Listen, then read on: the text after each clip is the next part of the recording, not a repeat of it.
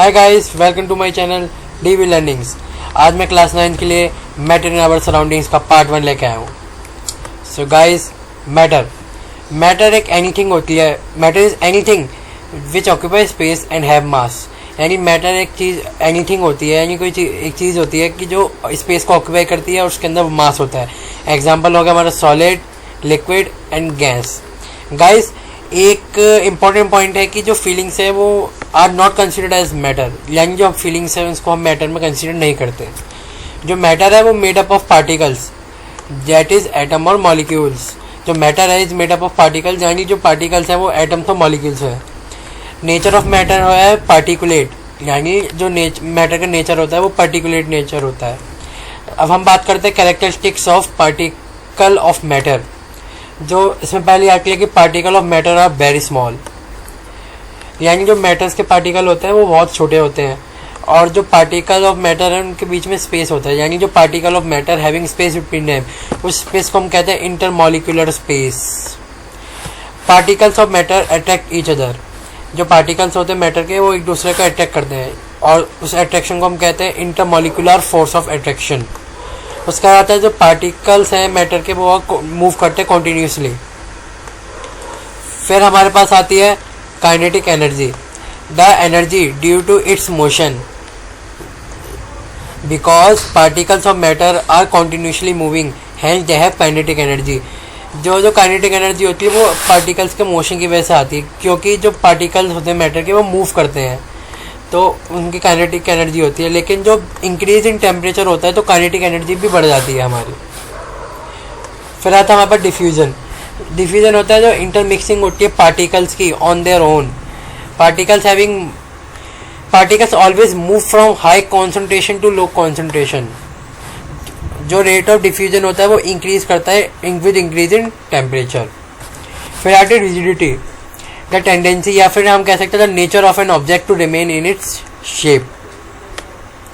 फिर हमारे पास आता है fluid, everything which can flow that is gas and liquid is are known as fluid.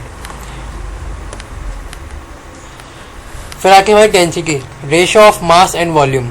Density is equal to mass upon में volume. फिर हमारे पास आती है compressibility, the ability to compress.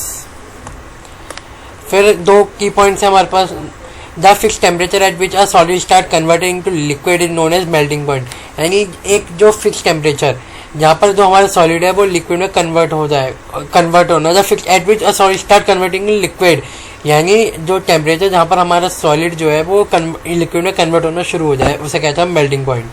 और ये ज़्यादा fix temperature at which liquid start converting to gas in known as boiling point, यानी जब हमारा लिक्विड एक फिक्स टेम्परेचर पे लिक्विड से गैसीय स्टेट में कन्वर्ट होता है उसे हम बॉइलिंग पॉइंट कहते हैं। फिर हमने कुछ बेसिस पे डिवाइड करा सॉलिड, लिक्विड और गैस को कि उनमें क्या क्या है, मतलब क्या क्या डिफरेंस होगा उस कंडीशन में। तो बेसिक है हमारे पास है शेप और वॉल्यूम।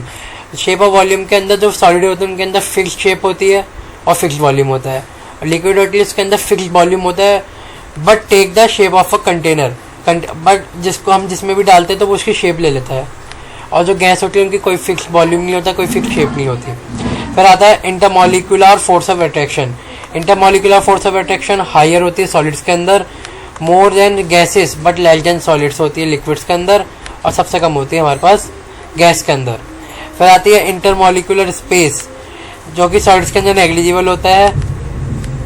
इंटरमॉलिक्यूलर स्पेस सॉलिड्स के अंदर नेग्लिजिबल होता है, और जो लिक्विड होते हैं उनमें मोर देन गैसेस होता है बट लेस देन सॉलिड्स होता है, और हमारे जो तुम्हारी गैस होती है उसके अंदर मैक्सिमम होता है।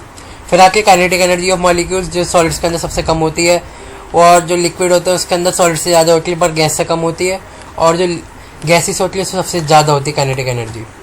फिर आती है हमारी बारी डेंसिटी की। डेंसिटी जो होती है वो सॉलिड्स के अंदर हाईएस्ट होती है, लिक्विड के अंदर more then gas but less than solids होती है, और जो हमारे पास गैसेस आती है सबसे कम होती है। कंप्रेसिबिलिटी, जो सॉलिड्स होते हैं वो इनकम्प्रेसिबल होते हैं, लिक्विड स्लाइटली कंप्रेसिबल, और जो हमारे पास गैस आती है वो हाईली कंप्रेसिबल होती है।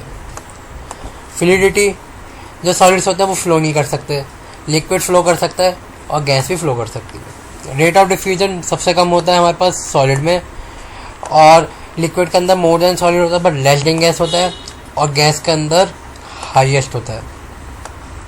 रिजिडिटी सॉलिड्स के अंदर सबसे ज़्यादा रिजिड होते हैं, liquid and gas non rigid होती है। Melting point and boiling point, solid के अंदर मैक्सिमम मेल्टिंग पॉइंट और बॉइलिंग पॉइंट होता है, लिक्विड के अंदर less than solid but more than gas, और गैस के अंदर वेरी लेस होता है। फिर उसके बाद हमारे पास एक प्रॉपर्टी आती है सब्लिमेशन।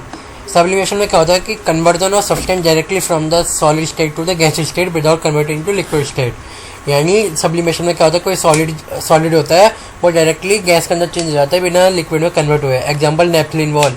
नेपथलीन बॉल हम कपड़ों में लगा देते हैं या कि दाल वगैरह में डाल देते हैं, तो कुछ समय के बाद भाप बन के उड़ जाती है, वो पानी यानी लिक्विड में कन्वर्ट नहीं होती। एग्जाम्पल मोथ बॉल सब्लाइम हो जाती है एक्सेट्रा। फिर आता है the process of conversion of solid into liquid at fix temperature is called liquefication. फिर आती है latent heat. The minimum heat required to convert 1 kg substance from one state to another state at fix temperature. यानी जो minimum heat हमें चाहिए 1 kilo substance को एक state से दूसरी स्टेट के अंदर कन्वर्ट करने के लिए फिक्स टेम्परेचर पे, उसे हम कहते हैं लेटेंट हीट। फिर आती है latent heat of fusion. The minimum heat required to convert 1 kg of solid into liquid at fix temperature. यानी यहाँ पर मिनिमम हीट चाहिए कि जिसको हम 1 किलो सॉलिड को लिक्विड में कन्वर्ट कर सके। फिर आता हमारे पास, तो गाइस अगर आपको वीडियो पसंद आई तो वीडियो को लाइक करिएगा, सब्सक्राइब करिएगा। Thank you for watching.